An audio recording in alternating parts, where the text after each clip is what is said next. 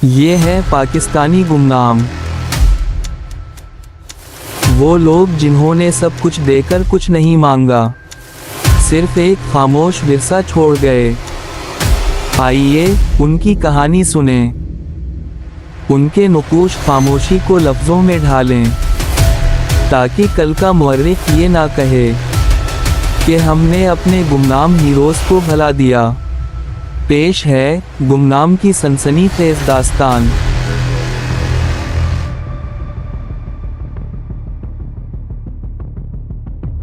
میں نے ہار مان لی، کر لو جو کرنا ہے، ترپاٹھی فوراً ہی ہار مانتے ہوئے بولا، اور اپنی نظریں جھکا لی، لیکن اس کی نگاہ کی وہ ذرا سی تبدیلی بھی ایلفا کی تیز نظروں سے پوشیدہ نہ رہ سکی، جو اس کا خاصہ تھی، اور یہی وجہ تھی کہ اس نے بغیر سوچے ہی فوراً سے گھومتے ہوئے ایک فائر جھونک دیا، جو سامنے موجود الماری کی جانب تھا۔ چند لمحوں بعد ہی الماری کا پٹ کھلا، اور ایک ہٹے کٹے انسان کا وجود لڑکھڑاتا ہوا باہر نکلا، اور اس کے سامنے ہی زمین پر ڈھیر ہو گیا۔ گولی اس کے سینے میں لگی تھی، جہاں سے بھل بھل خون ابلتا ہوا باہر نکل رہا تھا۔ یہ منظر دیکھتے ہی ترپاٹھی کی رہی سہی ہمت بھی جواب دے گئی، اور وہ مایوس سا سر جھکا کر بیٹھ گیا۔ یہ تو کوئی انگریز لگتا ہے، اس نے ایلفا 2 کی جانب دیکھتے ہوئے کہا، تو وہ غور سے اس مرے ہوئے بندے کو دیکھنے لگا، جس نے کپڑے تو پٹھانوں والے ہی پہنے ہوئے تھے، اور لگ بھی کوئی پٹھان ہی رہا تھا۔ ذرا اس کی قمیض تو اتارنا، وہ ایلفا 2 کو ہدایت کرتے ہوئے بولا، تو وہ فوراً ہی اس کی قمیض کو پھاڑتے ہوئے اتارنے لگا۔ یہودی ہے سرکار جی، اس کے جسم پر بنے ٹیٹو اسے فری میسن کا کارندہ ہی ظاہر کر رہے ہیں۔ ایلفا 2 نے تصدیق کی، تو ایلفا 1 شاطرانہ انداز میں ہنس دیا۔ ظاہری بات ہے، جب ناروے میں بیٹھے ڈینیل برائٹ سے بات کریں گے، تو فری میسن کے ہی کارندے ہوئے نا؟ وہ ہنستے ہوئے بولا، تو شنکر ترپاٹھی نے حیران ہوتے ہوئے اسے دیکھا۔ نہ، اتنا حیران ہونے کی ضرورت نہیں ہے ترپاٹھی جی، ہم جب کسی کام پر نکلتے ہیں، تو ساری انفارمیشن لے کر ہی نکلتے ہیں۔ یہ سارا کھڑاک جہاں سے شروع ہوا ہے، اور جہاں سے تم لوگوں کی ڈوریاں ہلائی جا رہی ہیں، ہمیں سب معلوم ہے۔ ایلفا ترپاٹھی کو گھورتے ہوئے بولا، تو وہ حیران پریشان سا اسے دیکھنے لگا۔ ترپاٹھی اعتراف کرتے ہوئے بولا، میں تو سمجھتا تھا کہ تم لوگ ہمارے ساتھ ہی چل رہے ہو، پھر میں نے سوچا کہ نہیں، تم لوگ تو ایک قدم آگے ہو، لیکن اب میں یہ سوچنے پر مجبور ہو گیا ہوں کہ تم لوگ تو ہم سب سے 10 قدم آگے جا رہے ہو۔ تو ایلفا ہنسنے لگا، تم لوگوں سے ایک قدم آگے تو وہ یہودی چل رہا ہے، جس کے تم اعلیٰ کار بنے ہوئے ہو۔ اب یہ ہماری مجبوری ہے کہ ان سے 2 قدم آگے چلیں، کیونکہ جو تم جیسے بنیوں کو چلا سکتا ہے، اس سے کوئی بعید نہیں کہ وقت پڑنے پر تمہیں ہی خودکش بمبار بنا دے۔ ایلفا ترپاٹھی کو غور سے دیکھتے ہوئے بولا، تو شدید مایوسی کی لہر اس کے چہرے پر دوڑ کر رہ گئی۔ یہ کرنا ضروری ہے، وہ پراسرار سے لہجے میں بولا، اور آگے بڑھتے ہوئے انجیکشن ترپاٹھی کی گردن میں گھونپ دیا۔ وہ بے یقینی سے اسے دیکھنے لگا، اور پھر کچھ ہی لمحوں میں بے ہوش ہو کر وہیں ڈھے گیا۔ اٹھاؤ اس کچرے کو اور گاڑی میں لوڈ کرو، ہمیں یہاں سے جلد از جلد نکلنا ہے، ایلفا ایک سرد آہ بھرتے ہوئے بولا، اور واپس دروازے کی جانب پلٹ گیا۔ ایلفا نے خاص طور پر اجازت لیتے ہوئے ترپاٹھی سے تفتیش کی اجازت حاصل کی تھی۔ اب وہ اسپیشل سیل میں ترپاٹھی کے سامنے بیٹھا ہوا اسے منتظری نظروں سے دیکھ رہا تھا۔ تم جو بھی کر لو ایلفا 1، لیکن میرا منہ کبھی کھولوا نہیں پاؤ گے۔ مجھے تمہارا منہ کھولوانا بھی نہیں ہے، کیونکہ اگر تمہارا منہ کھول بھی گیا تو مجھے کچھ خاص فائدہ حاصل ہونے والا نہیں۔ میں تو بس یہ چاہتا ہوں کہ تم لوگوں کو بتا سکوں کہ جتنی مرضی تیاری سے آؤ، لیکن تمہیں مایوسی کا منہ ہی دیکھنا پڑے گا۔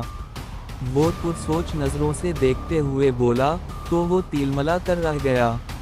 ترپاٹھی ایک پھیکی مسکراہٹ اچھالتے ہوئے بولا، वैसे तुम्हारी बहादुरी को दाद देनी पड़ेगी। मैं आज तक किसी मिशन में नाकाम नहीं लौटा, लेकिन तुम ऐसे चिमटे कि मैं खुद को बचा ना पाया। तो एल्फा भी मुस्कुरा दिया। कोई ऐसी बड़ी बात नहीं, ये तुम्हारे ही लोग थे जिन्होंने हमारे कान खड़े किए थे। हाँ, ये बात मानना पड़ेगी कि अगर तुम लोगों को बैरूनी मदद हासिल ना होती तो तुम दोबारा से फरार ना हो पाते। एल्फा अपने जहन में सोचे समझे मंसूबे के तहत चल रहा था और इसे यकीन था कि वो त्रिपाठी को जल्द ही तोड़ने में कामयाब हो जाएगा। चलो मैं ना ही सही, लेकिन कोई और ये काम तो कर ही जाएगा। अब बस ठीक वक्त का इंतज़ार है मुझे, और फिर सब कुछ सामने आ जाएगा। त्रिपाठी के लहजे में मायूसी वाज़ेह थी। मुझे भी उस वक्त का इंतज़ार रहेगा। ज़रा मैं भी तो देखूं कि मुझ में अभी कितनी गुंजाइश बाकी है। एल्फा अपनी जगह से उठते हुए बोला और दरवाजे की जानिब बढ़ गया। इसने दरवाजे के लॉक पर हाथ रखा ही था जब उसे पीछे से त्रिपाठी की आवाज़ सुनाई दी। तुम हमेशा आंखें और कान खोले रखना, तुम्हारा इम्तिहान शुरू होने वाला है। वो गर्दन मोड़कर मुस्कुराते हुए बोला, हाँ, मेरी कोशिश होगी कि मैं इस इम्तिहान में भी अच्छे नंबरों से पास हो जाऊं। और त्रिपाठी का जवाब सुने बगैर कमरे से बाहर निकल आया। जो वो चाह रहा था, शायद उसे कुछ पता चल चुका था। वो बाहर निकला और पार्किंग एरिया तक चला आया।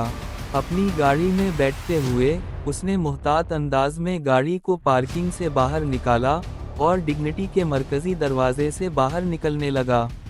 यही वो वक्त था जब इसकी तेज़ नज़रों ने सामने से गुजरती उस होंडा सिविक को पहचान लिया, जो धीमी रफ्तार से मरकजी दरवाजे के सामने से गुजरती हुई आगे बढ़ रही थी। इसकी अपनी गाड़ी के शीशे चूंकि काले थे, इसलिए इसके देखे जाने का खदशा ना होने के बराबर रह गया था, लेकिन फिर भी उसे इस लड़की की सोच पर हैरानगी ज़रूर हुई थी कि कैसे वो इसकी ताक में यहाँ के चक्कर लगाना शुरू हो गई थी। यानी कि अब इस पर भी नज़र रखी जाए। इस लड़की का दिमाग ख़राब हो गया है। बच्चों का खेल समझा हुआ है इसने ये सब। यहाँ हम लोग जान की परवाह किए बगैर दुश्मनों से टकरा रहे हैं, और ये है कि अपनी ही जुस्तजू में ख्वार हो रही है, जिसके आखिर में इसे नाकामी का मुंह देखना ही नसीब होगा। एल्फा बड़बड़ा कर रह गया। इसे अब उलझन होना शुरू हो गई थी। एक सर्द आह भरते हुए उसने गाड़ी के एक्सीलेटर पर दबाव बढ़ाया तो इसकी गाड़ी गौराती हुई किसी बेकाबू चीते की मानिंद खाली सड़क पर डोलते हुए तेज़ी से आगे बढ़ी। मैं तुम्हें किसी सूरत कामयाब नहीं होने दूंगा लड़की। जितना तुम इस सब में घुसोगी, एक नई दुनिया ही तुम्हारे सामने खड़ी तुम्हारा मुंह चिरा रही होगी। एल्फा जबड़े को सख्ती से भींचते हुए बोला और फ़ोन निकालते हुए किसी को कॉल मिलाने लगा। एल्फा जैसे ही मोड़ मुड़ा, इसकी कॉल मिल चुकी थी और उसी लिए उसने गाड़ी को एक तरफ लगाना मुनासिब समझा ताकि तसल्ली से बात कर ली जाए। लेकिन अभी वो कुछ बोल भी ना पाया था कि वही होंडा सिविक दोबारा इसके पास से गुजरी और अंदर मौजूद लड़की, जो कि इनाया ही थी, ऐसा जाहिर करने लगी जैसे उसे किसी इमारत की तलाश हो। लेकिन वो सब समझता था, इसीलिए फ़ोन कान से हटाते हुए बगौर इसका जायज़ा लेने लगा। ये खुद भी मरेगी और मुझे भी मरवाएगी। जो काम पहली बार ना हो सका, अब मुकम्मल करने के चक्करों में है। भाई मानना पड़ेगा, वो दांत पीसते हुए बोला और फ़ोन की जानिब देखा जहां से हेलो हेलो की आवाज़ आ रही थी। मैं तुमसे ज़रा ठहर कर बात करता हूँ, अभी एक आफत से निमट लूँ ज़रा। वो फ़ोन में बोलते हुए लाइन काट गया और मोबाइल डैशबोर्ड पर रखते हुए गाड़ी को गियर में डाला और आगे की जानिब बढ़ाया। लेकिन अभी मोड़ मुड़ा ही था कि उसे सामने ही हालात की संगीनी का एहसास हुआ। जो मंजर सामने चल रहा था, कोई बईद नहीं था कि इनाया पर हमला ही कर दिया जाता। इसीलिए उसने बगैर सोचे समझे ही गाड़ी की रफ्तार में अचानक ही इजाफा किया।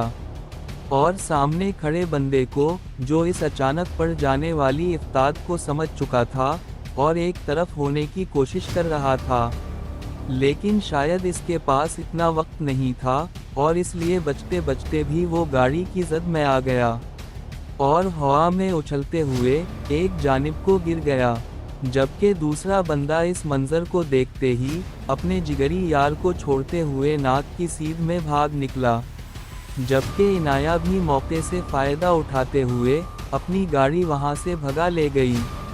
ओ तेरी खैर, ये तो फिल्म की हीरोइन भी भाग गई, वो अफसोस भरे अंदाज में दूर जाती होंडा सिविक को देखते हुए बोला और अपनी जानिब का दरवाज़ा खोलते हुए बाहर निकल आया। इससे चंद कदम के फासले पर वो बगैर हेलमेट वाला बंदा पड़ा कराह रहा था, क्योंकि अब इसका हेलमेट टूटी हुई हालत में उससे कुछ दूर पड़ा था।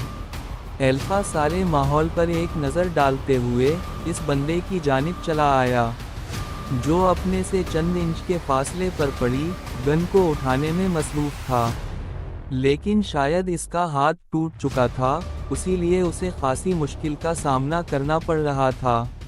रहने दो, अब ये काम तुम्हारे बस का नहीं रहा, वो इस बंदे के सामने पंजों के बल बैठते हुए बोला, तो वो उसे बगौर देखने लगा। तुम नहीं जानते हम गुडू उस्ताद के आदमी हैं, तुम हमारा कुछ भी ना बिगाड़ पाओगे, वो आदमी कराहते हुए बोला, तो उसे ना जाने क्यों हंसी आ गई और फिर वो हंसता ही चला गया।